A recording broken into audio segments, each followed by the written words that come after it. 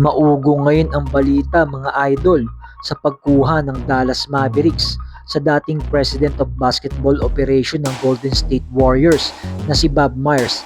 Ayon yan kay Mark Stein, ang Dallas ay malaki ang chance na makuha ang serbisyo ni Bob Myers mga idol dahil ang CEO ng Mavericks na si Rick Welts ay dating President ng Warriors at naging katrabaho noon ni Bob Myers sa kanilang championship run sa Golden State. Matatandaan na si Bob Myers ang tao sa likod ng success ng Warriors dynasty. Sa kanyang 12 years sa Warriors bilang general manager, nakapag-uwi ang Warriors ng 4 na championship.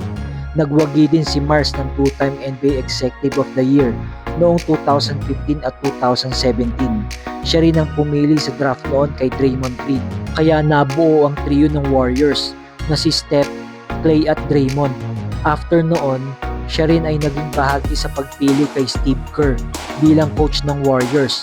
Kaya masasabi natin na magaling na executive si Bob Myers kung siya ang makukuha ng Dallas Mavericks bilang bagong general manager. At marereplicate niya sa Dallas ang success na nagawa niya noon sa Warriors.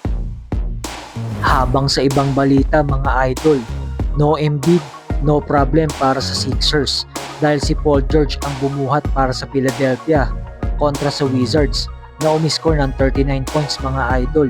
Ika-4 na laro pa lang ito ni PG ngayong season matapos ang kanyang 25-game suspension dahil sa violation.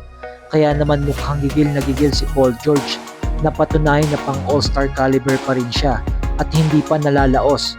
Si PG ay nag-a-average ngayong season ng 18 points, 5 rebounds at 4 assists per game at may 44% sa field at may 38% sa 3-point line. Dahil sa panalo ng Sixers, umakyat na sila sa 6th spot ng standing sa East. Pero magiging crucial ang 6 game remaining ng Sixers dahil 4 games out of 6 ay mga teams na contender sa West gaya ng Minnesota, Detroit, San Antonio at Houston. Kaya masusubukan ng team ng Sixers sa mga upcoming games nito. At kung bago ka pa lang dito sa ating channel, ay inaanyayahan kita na mag-subscribe at i-hit mo na din yung notification bell para updated ka sa paparating nating mga videos.